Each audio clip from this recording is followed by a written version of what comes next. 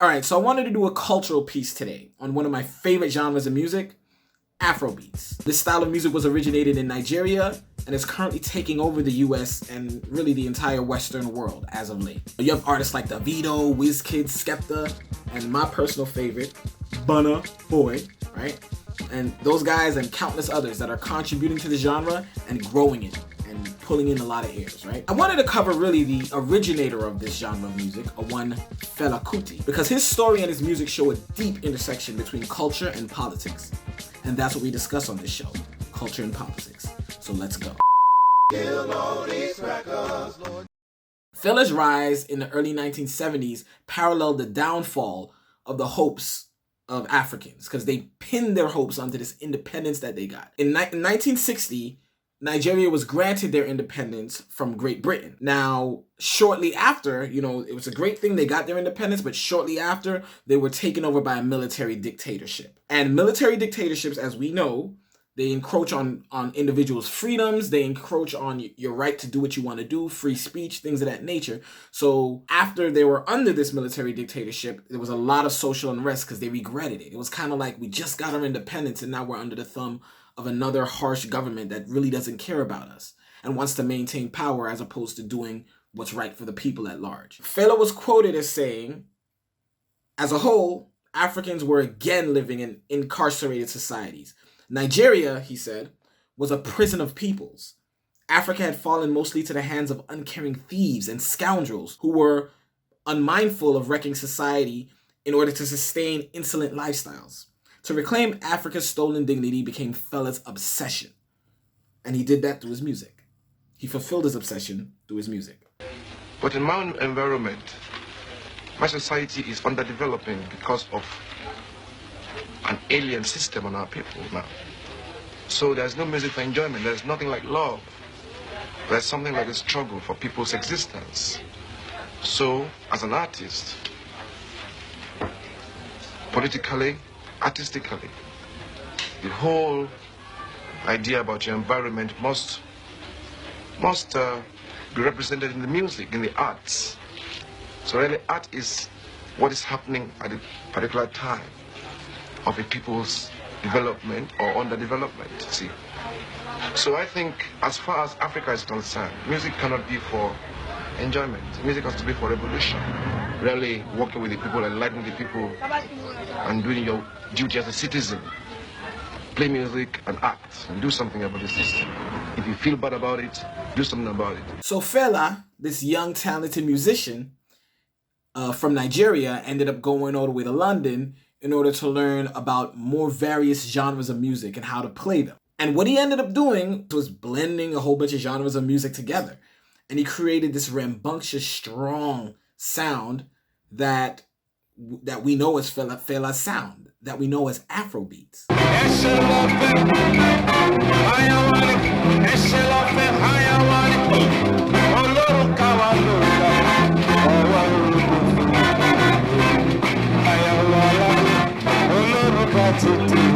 That's how he got the music, right? That's how he got the music that went under the words. Now, when we look into how he got the words, interesting stuff.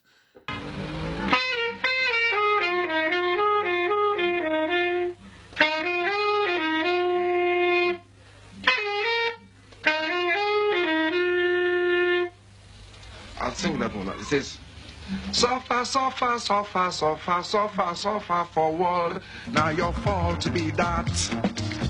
Me I say, now your fault to be that. He had a tour in 1969 with his band at the time, and that tour took place in the United States, where he was influenced by the politics of Martin Luther King, Malcolm X, and the Black Panthers. So at this point, he got some of those ideas and these ideals that these activists in America were speaking against. The civil rights movement had just swept through America in the 60s. And now at the tail of the civil rights movement, you had this young fellow who's learning about what took place and being inspired by that. A lot of what inspired his social activism as far as his music was concerned, his social activism that was the engine of his music, I would say. That's what made Fela who Fela was.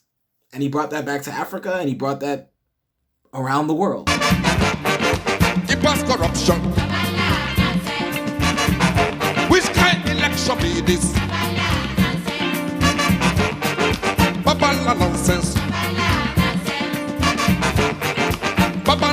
nonsense. People no go vote. Them come get big numbers. Thousands to thousands. Millions to millions. Which kind election be this? Babala nonsense. Babala nonsense. Now they mocky receive that you. Now they mocky receive that you. Another thing that's important to know about Fela Kuti is that the one thing that you will always associate him with is being a damn rebel. He had a cafe or a club that he started in Nigeria where he played his music, and that's where, you know, you got a lot of his sets and a lot of his music that you know, was shown to the general public came out of that venue. The cops raided that venue countless times, and they just beat him the hell up. A lot of times. But he kept doing his thing. He kept making his music. He didn't care. He was known to be a rebel. A strong rebel. So when I got to prison for the first time, I found that the people in prison were very intelligent. They wanted exactly what I wanted. It seemed as if they were only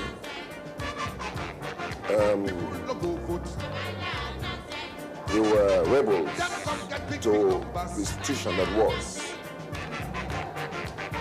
They wanted to, they had order in prison, they wanted cleanliness, they wanted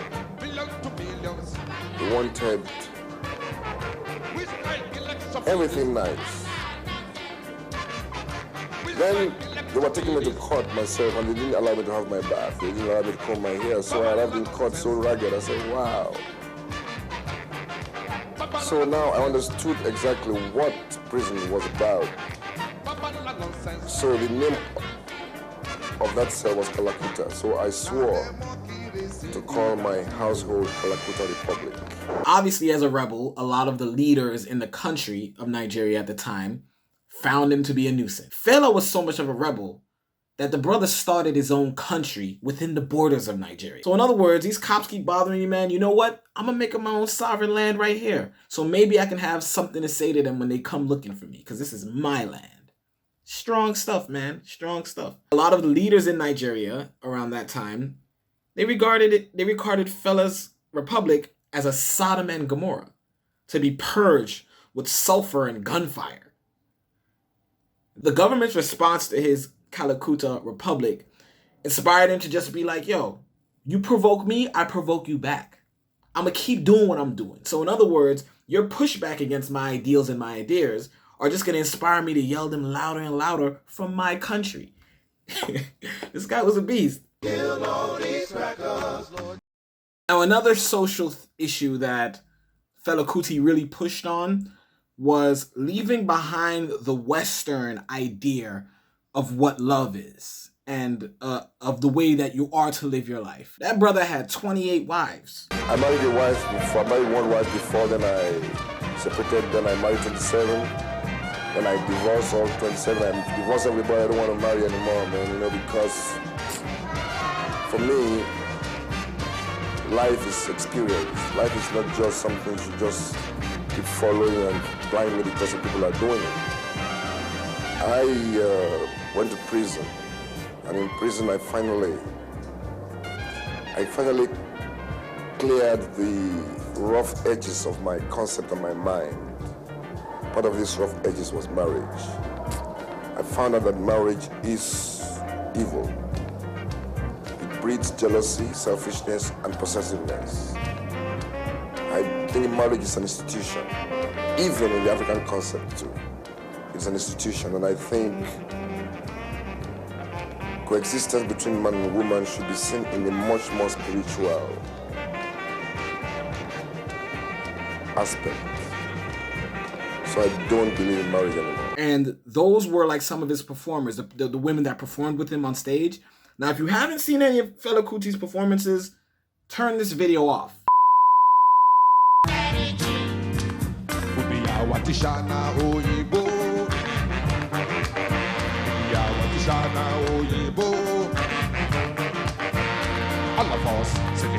election. And the second election all in Nigeria. And the second election now was a pass. Babala nonsense. Like, go watch what he used to do and the way he was so vibrant. His performances were very vibrant. He had a lot of women around him gyrating and getting it in. And a lot of them were his wives. That's part of the reason why they called his republic that he created within Nigeria, they called it a Sodom and Gomorrah, right? Because he was out there doing, you know what I'm saying, getting that Gomorrah going. You smell me?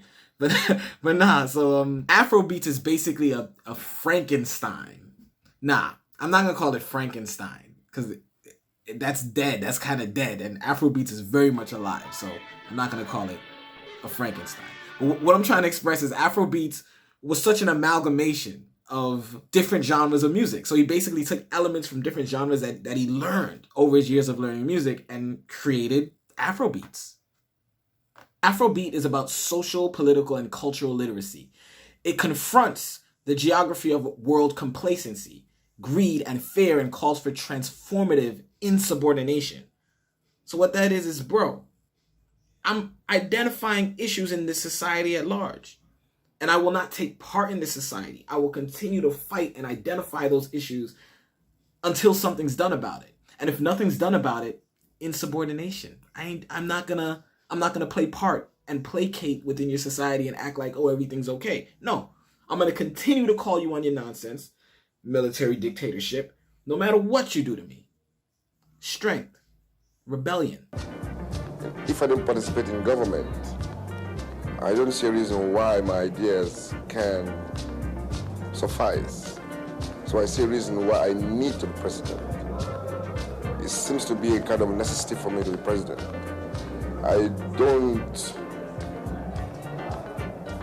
To be president does not disturb my greatness, my music, or what I want to do in my life, but I think for my people, it is very necessary for me to be president.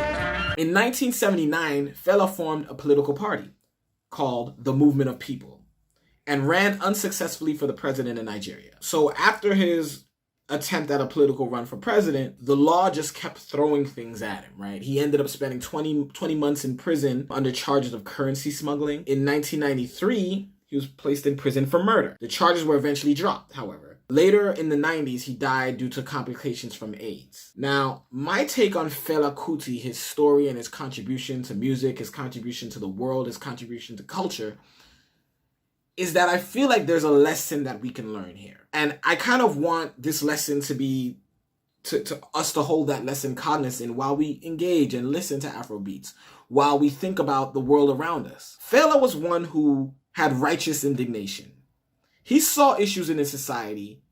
He was a talented guy, and he used his talent in order to bring attention to these issues. Right now, he's regarded as one of the premier rebel rousers and people that are just responsible for such cultural shifts because of his contribution and his consistency and his strength in dealing with the issues that he found to be an issue that he found to be problematic within his society. And I think we can all learn from that. I'm not saying we all have to like get our asses beat and go to prison and be crazy, Black Panther motherfuckers. Like, I'm not saying that per se. If that's your calling, rock out.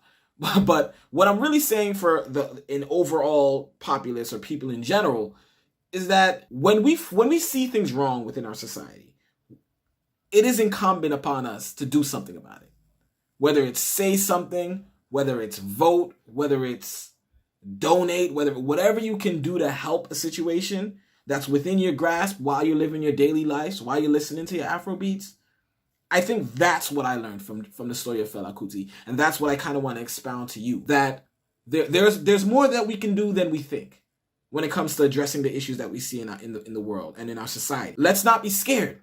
Let's not be scared. Let's use our visibility of the we can see the issues in our society. So let's use that visibility as our key, as our guiding key in order to do something about it. If it bothers you, there's a reason that it bothers you. If you see something, say something, right? I think that's what Fela Kuti was all about. And while you listen to your Afro beats and you enjoy the music, because God knows I love it, I'm addicted, right? Let's not forget that. This genre of music was built on rebellion. Rebellion against a system that hurts. Rebellion against a system that or against systems in general, I would say, that target human rights instead of elevating them.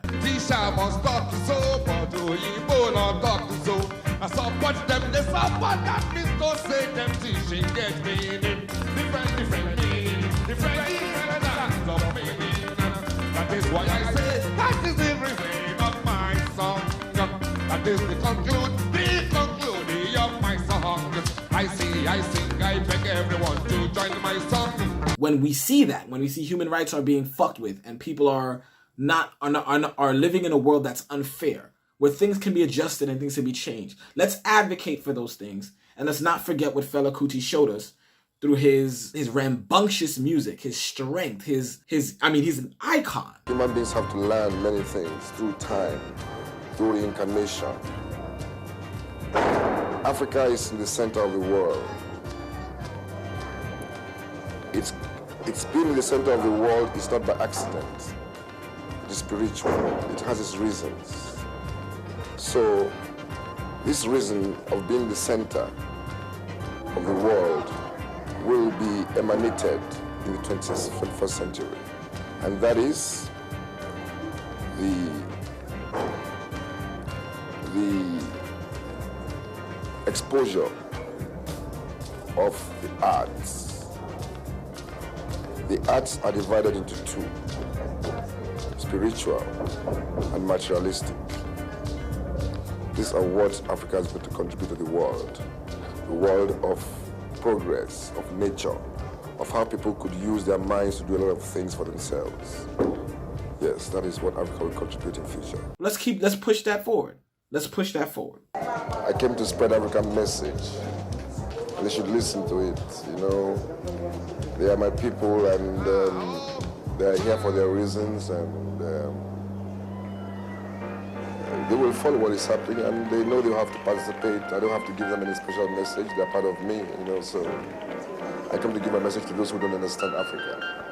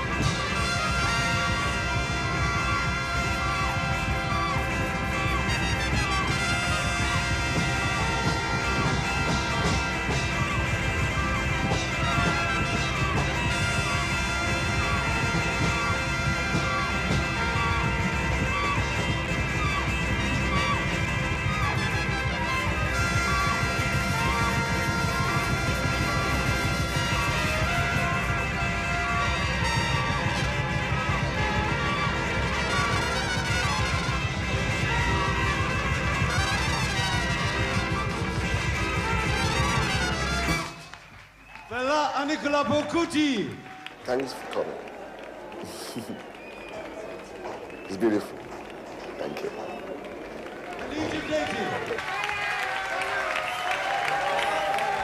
Take our black asses out of here. Won't you take our black asses out of here? Won't you come save us, catch up and kill all these crackers? Come save